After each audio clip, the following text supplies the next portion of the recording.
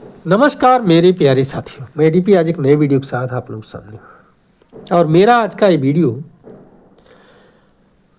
रूस के निचले सदन ड्यूमा में पारित उस कानून पर है जिसको अब रूस ने मंजूरी दे दिया है।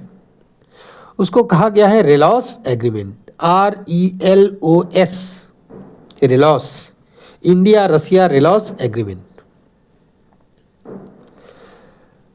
तो ये कानून क्या है, अब निकल करके आ रहा है कि आखिरकार इस कानून का क्या मतलब है। तो इस कानून का मतलब यह है कि पहली बात, रेलॉस का फुल फॉर्म आप जान लीजिए क्या होता है। तो रेलॉस का फुल फॉर्म होता है reciprocal exchange of logistic support. तो India Russia reciprocal exchange of logistic support. अब ये 2019 से होना था समझौता, लेकिन नहीं हो पाया। अब जाकर के 18 अक्टूबर 2025 को इस पर समझौता हुआ। समझौता क्या हुआ, मंजूरी मिल गई रूस के सदन से। तो अब ये जो है आ जाएगा उसमें पावर में, मतलब इम्प्लीमेंट हो जाएगा। अब ये समझौता कहता क्या है, तो ये समझौता ये कहता है कि भारत में रूस के 5 युद्धपोत समझ रहे हैं ना, कैरियर्स, वारशिप जो कहते हैं, 3000 सैनिक उसके और 10 फाइटर जेट्स, युद्धक विमान 5 सालों के लिए इंडिया में तैनात हो सकते हैं। इनको अध्ययन किया जाएगा और फिर अगले 5 सालों के लिए इसे बढ़ाया जा सकता है। इतने ही सैनिक और युद्धपोत और फाइटर जेट्स भारत के तैनात हो सकते हैं रूस में या रूस के आसपास। ये तो हुआ इस समझौते का मुख्य अंश यही है। इसके साथ ही साथ रसिया हमारे संसाधनों को, लॉजिस्टिक्स को विधिवत यूज कर सकता है अपनी आवश्यकता अनुसार। और हम जब रसिया में होंगे तो रसियन संसाधनों को, लॉजिस्टिक्स का उपयोग कर सकेंगे। ये संसाधन में क्या हो सकता है, जैसे कोई वारशिप आई है तो उसके लिए ईंधन, उसका मरम्मत, अब उसको रूस जाने की जरूरत नहीं, इंडिया में ही मरम्मत हो जाएगी जेट्टी पर।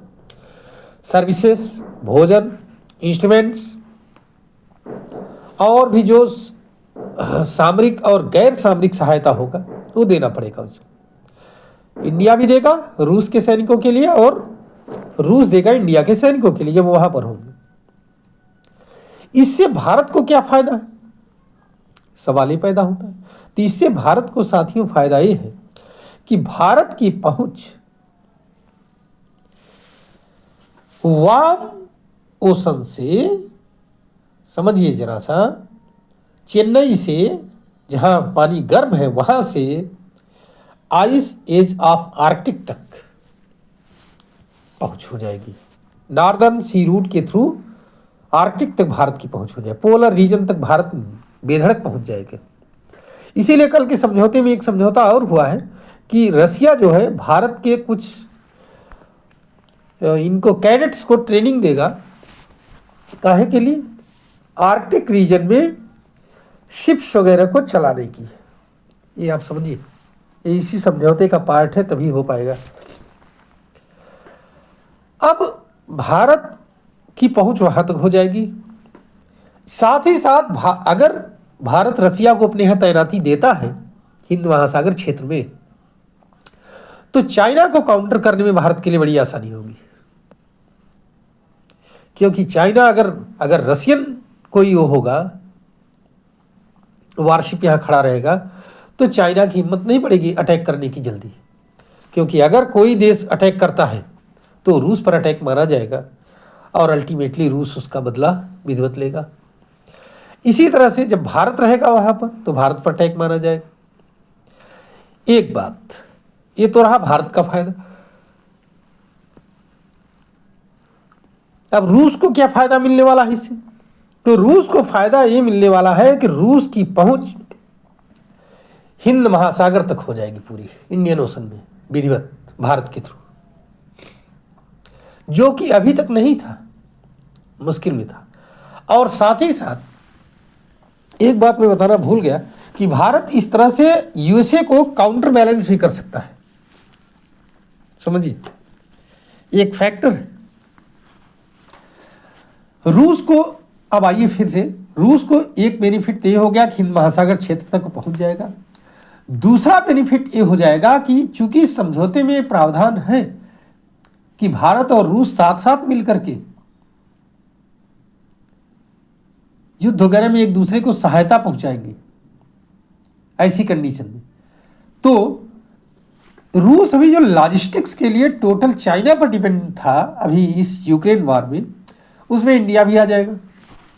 इंडिया मजबूरी में उसको सप्लाई करेगा क्योंकि समझौते में है। जब भी आवश्यकता होगी तो इंडिया को सप्लाई करना पड़ेगा, रास्ता देना पड़ेगा, स्थान देना पड़ेगा। और इसी तरह से जब भारत को आवश्यकता होगी तो रूस देगा ये सब चीजें। समझ रहे हैं? तो ये रिलॉस एग्रीमेंट बहुत इंपॉर्टेंट एग्रीमेंट हुआ है। एग्रीमेंट क्या है? मंजूरी मिली है। तो इंडिया तो चाहता ही था इसको, लेकिन अब रूस ने इसको मंजूरी दे दी है, तो इसका बहुत बड़ा इस क्षेत्र पर प्रभाव पड़ने जा रहा है। खैर, विस्तृत और ग्राउंड लेवल पर एक्चुअल में क्या होता है तो आने वाला समय ही बताएगा। लेकिन फिलहाल के लिए हमने अपनी सिक्योरिटी को सुनिश्चित करने के लिए एक अच्छा कदम उठाया है, ऐसा माना जा सकता है। इसके बहुत सारे आयाम हैं, लेकिन हम इसके पॉजिटिव आयाम को ही देख करके चल रहे हैं, क्योंकि हर देशों का कहीं न कहीं वो है, मतलब कि आर्मी सेंटर, आर्मी बेस बने हुए हैं, नेवल बेस बने हुए हैं, एयरफोर्स बेस बने हुए हैं, जगह जगह बने हुए हैं। ऐसा कोई नया चीज़ ये नहीं होगा, और नहीं इससे ये माना जाए कि रूस आने वाले दिनों में इंडिया पर प्रभुत्व ही कर लेगा। मित्र राष्ट्र है तो ऐसा होना मुश्किल है थोड़ा सा। चलिए, आप क्या सोचते हैं इस समझौते के विषय में? अपना कमेंट जरूर लिखिएगा साथी। मैं अपना वीडियो यहीं पर समाप्त करता हूँ, और अगर आपको ये वीडियो अच्छा लगे तो आप इसको लाइक करिए, हमारे चैनल को सब्सक्राइब करिए और शेयर भी करिए। धन्यवाद, नमस्कार, जय हिंद, जय भारत, वंदे मातरम। मैंने एक खबर साथियों द प्रिंट मीडिया से लिया था, द प्रिंट न्यूज़पेपर से लिया था, ई न्यूज़पेपर से, कि Chennai to the Arctic, India Russia relaunch given New Delhi new maritime access, इस हेडिंग से उसमें छपा हुआ है। चलिए, धन्यवाद, नमस्कार, जय हिंद, जय भारत, वंदे मातरम।